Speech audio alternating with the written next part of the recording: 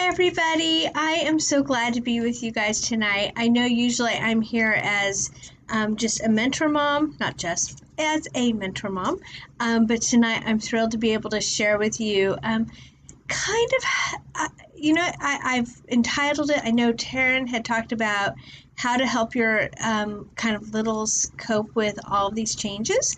I've decided we're going to change the name tonight to Keeping It Simple. Okay, so simple is going to be our acronym. And so if you are taking notes, every letter, of course, will have a word off of it. And so hopefully that will help you just kind of follow along. Okay, so I don't know about you guys, but it feels like when we first started this whole quarantine and COVID-19 and just where we find ourselves right now, when we first started this back in March and April, I got really good about keeping my world like structured and routined and because I was on it. But now I'm feeling really COVID weary, and I think a lot of us are. And with COVID weariness, we tend to just let everything go. And so, the first thing on our acronym for simple is structure. So one thing our kids need really at this time is structure in their life. So if you were to take a preschooler or a kindergartner or a first grader and you ask them like during regular times, right, when they would get to go to school and have a full day in school, you would ask them, well, what do you do during the day? And they might not be able to tell you all the details. They definitely, it's crazy to me, they don't know names. They're like, oh, this boy in my class. Well, who? I don't know. They don't know the names, but they can tell you their routine. Well, first we start out with carpet time, and then we go to centers, and then we have snack, and then you should have seen Joey, like milk came pouring out of his nose when he was laughing so hard. So they'll tell you those kinds of things, but they do know their routine because their routine, that's one thing usually elementary teachers are really good at. They have routine every day because they just know kids do better when they know what is next. And not that we can live our life fully that way, but I want you to think about when you don't know what's coming next. It can be, for most of us, that's a little unsettling. We want to know what's going to happen. Now, there are those people out there, and if you're one of them, bless you, because I am not. They love flying by the seat of their pants.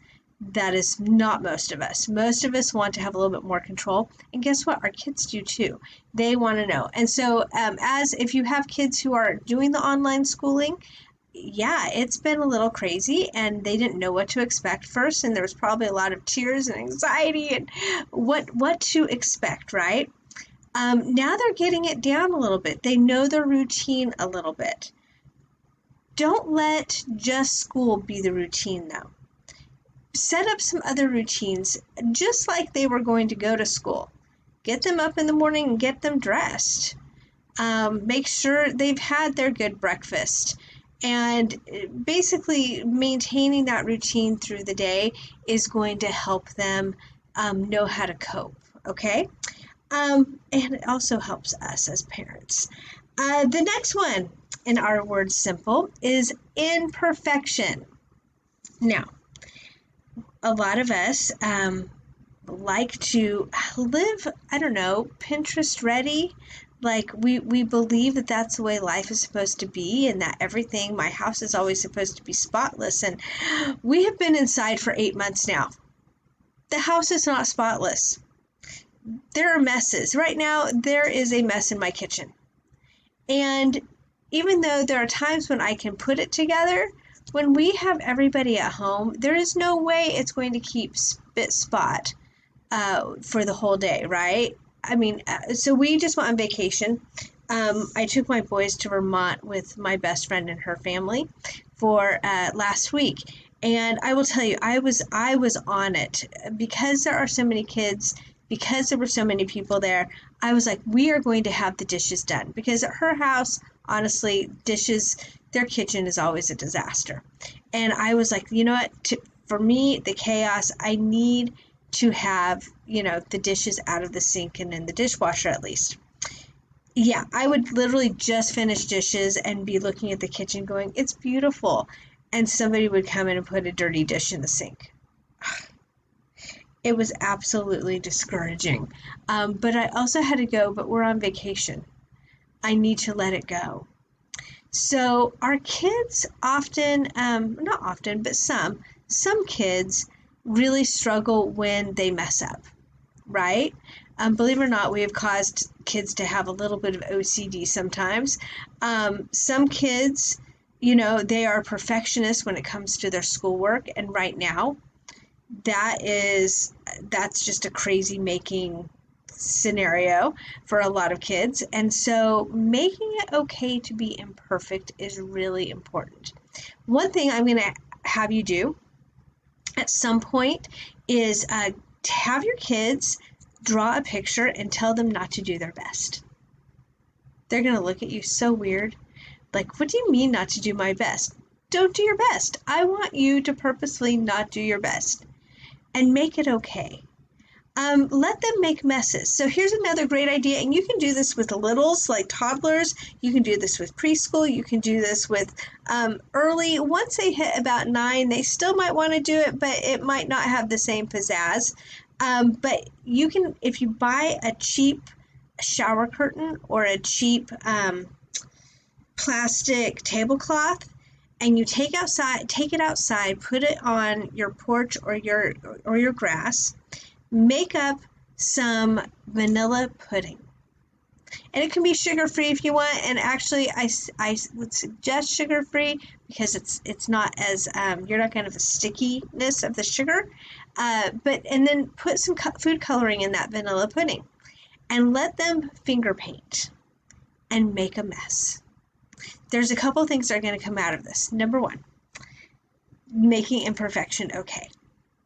Number 2, kids, when they are down, I don't know about you, but like when the smoke was in the air and it was hot outside, for me, that felt very smothering. I just felt like I was stuck and trapped in my house, and I was not having fun. And honestly, I started struggling a little bit with some depression. And I don't know, some of you also might, through all this, been struggling with anxiety and depression. Our kids also can struggle with anxiety and depression because it is also affecting them. However, depression in a child looks very different sometimes than depression in an adult. Adults, we get kind of, grumpy. We might be sad. There might be tearfulness involved.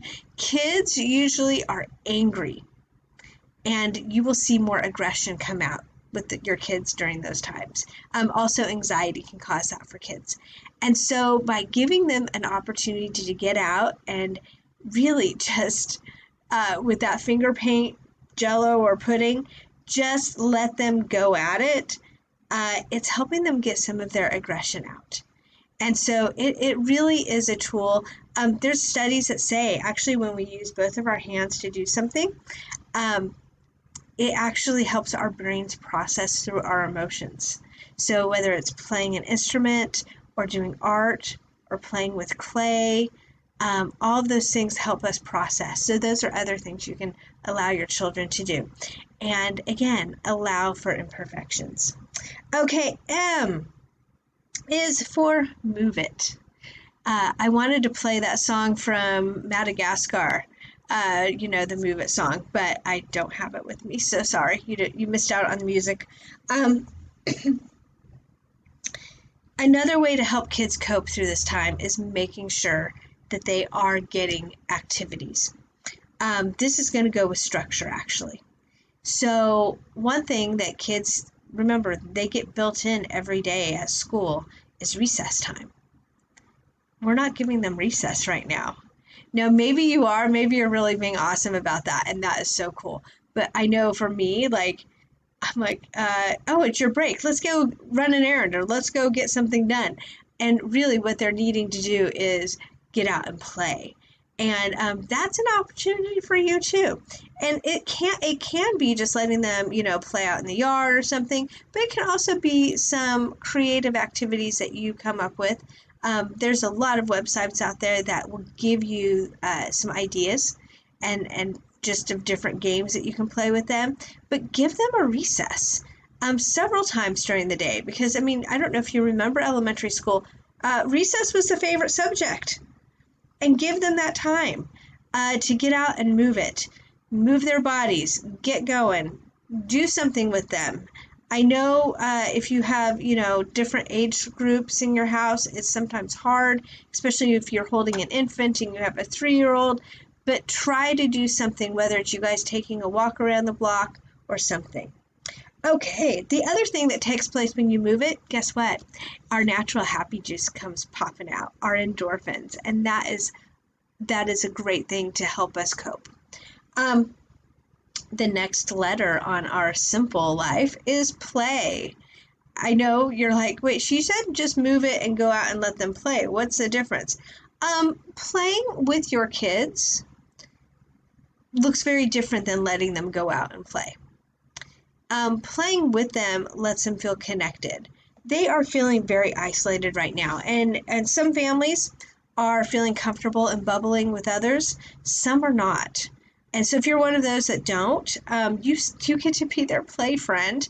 If you do feel comfortable and bubbling, set up play dates, but it's important that you play with them. They need to know that mommy and daddy or grandma or whoever is hanging with the kids for the day are engaged for at least, they don't need you all day usually to be, upfront and engaged, but they need your attention for periods of time. If you know love languages, and I know I've talked about love languages before for moms, quality time is not about quantity. It's about quality. And sometimes we get so busy with life, especially in trying to juggle everything that we're having to juggle, because it's harder right now. We forget to stop, play a game with your kids, color with your kids, just do some kind of activity with them. That's just you and them, and they will love it. Maybe it's reading with them. That's not school reading. So, L for keeping it simple. L stands for laughing. Yes, folks, I think during all of this, some of us have forgotten to laugh. And sometimes we need to look at the lighter side of life and encourage them to look at the lighter. So, the other layer I'm going to bring out in this one is helping your kids see the positives. Right now, you might have some whiny children. I don't get to see my friends.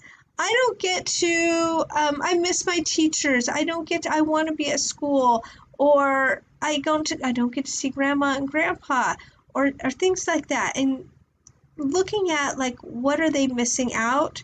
They're noticing what they're missing out on. What I would encourage you to do is have them look at what good has been going on. I know that's a huge challenge for all of us, but honestly, I can look at COVID as a blessing in some ways. Not the disease or the sickness itself, but this time of quarantine, it made me slow down. That was a good thing. I didn't even realize how fast I was running until it stopped. I've had to spend so much time with my family. It's been a good thing. Yeah, sometimes we're sick of each other. Remember, I have teenagers. They are teenagers. Love them, but sometimes they're, spending 24/7 is a lot. But other times it's wonderful. And we've really had some great conversations.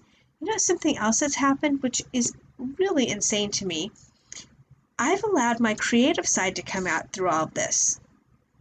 Because I had to slow down, let's back up. Back when I was really busy, I just didn't allow myself to be creative. I didn't have time.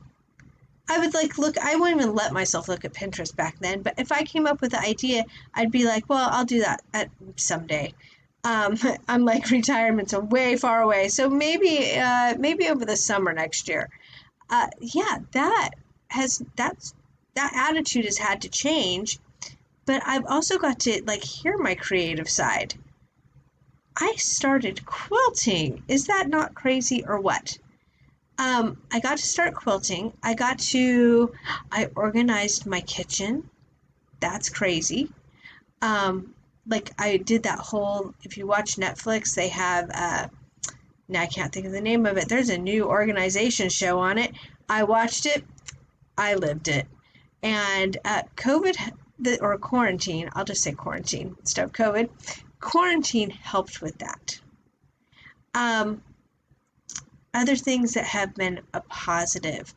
I've got to see some family members I wouldn't have gotten to see because we all had free time. So we made an effort. Over the summer, I visited a lot of my mom's side of the family. We kind of all hung out together up in Oregon. I went to Oregon 3 times over the summer. And yes, we were being careful. We were distancing and all of that. But it was an opportunity to see people that I normally don't get to see because I had time. Like I said, oh my word, I got to go to Vermont in fall. I teach at MJC. Whenever would I have time to go to see fall colors in the Northeast? Uh, because of quarantine, I had that opportunity. So that's at the adult level, but what about the kid level? Helping them see the positives. You know what? You get to, we're going to have pajama day at home and make it, again, pajama days doesn't get to be every day because that's not within structure, but that's part of the play, that's part of the fun, but it's also part of the positive. Be silly with each other, be laughing together. When my kids were very, very young, they were like preschool age, I did this thing with them where we had, over the summer, they didn't have daycare or preschool or anything, and I had my niece and nephews come, I think every Friday.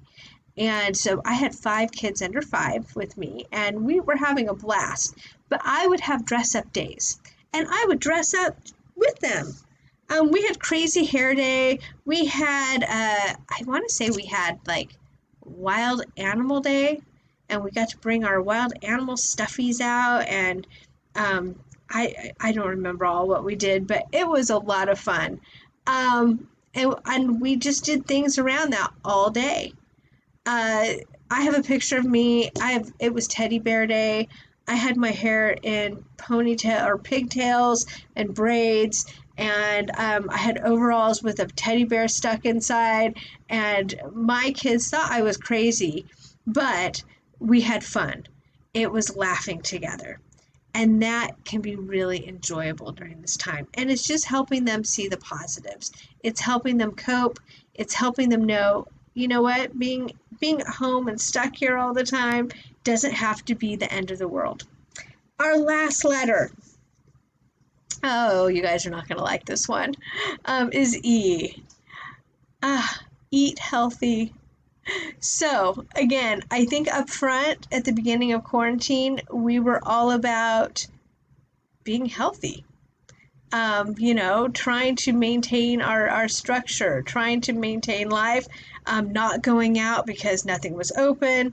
And now things are starting to open up a little bit, of course, but it is still, I think we've lost some of we're so tired. Who wants to cook, right? Pizza. That pizza night was the other night for us. Last night, my family just looked at me and went, who are you, when I made pigs in a blanket? Yeah. Which isn't terrible, but really, we need to be reminding ourselves to eat healthy, and that is going to help our kids. If they are just getting to binge on junk and candy and all of that, you're going to see a lot of this in emotions and mood.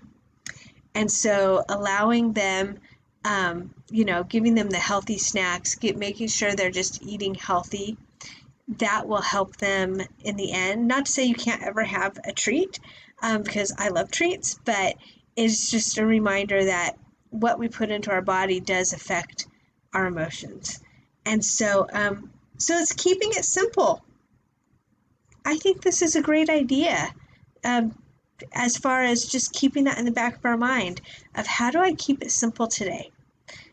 I mentioned Little House on the Prairie to one of the moms, and they looked at me blankly because they didn't know who that was or what that was. If you know what Little House on the Prairie is, and if you don't, it's a great book, and it was a show when I was a kid. It was a show on Monday nights, and it was one that definitely was family friendly. And the show was about Laura Ingalls Wilder and her life growing up in the Midwest. It was a simpler time, and you know what? They loved their life. It was hard. If you ever read, one of the books is, I think, Life in the Big Woods. Um, Life was hard. It was snowy there. There was a show on a couple of years ago on PBS where they took families out into the wilderness and they had to live for, I don't know, but for how long, but it seemed like it was maybe a year. And they were allowed to take one personal item with them. Like one lady brought her lipstick, but no technology. So literally, they had to grind the wheat to make flour in order to make bread. I mean, everything was the way the pioneers would have lived. And oh my word, that's so hard. I'm so glad we've become so spoiled and not having to live that way. But now that some of our freedoms of just where we can go and what we can do has been removed, we're finding ourselves really struggling and forgetting that wow, life could be so much worse. But back to Little House on the Prairie. One thing, it was very family oriented, and they would sing together, they would dance together, they worked together too. And so those are just the things I want you to kind of embrace and go, this togetherness time it's a gift. It honestly is. We're not so busy that we are just passing each other. We're actually getting to spend some quality time with each other. And so helping your children see that and enjoying your children through this, laughing with them. But keep a structure. Anyways, thank you for letting me share. I had some questions that I've given Taryn to ask you or to have you guys answer if you want in your groups. I will take any questions that you want, but I just want to appreciate you guys. You guys are doing a fantastic job, moms. This is not easy being a mom of a little during this time. And so keep up the good work. Okay?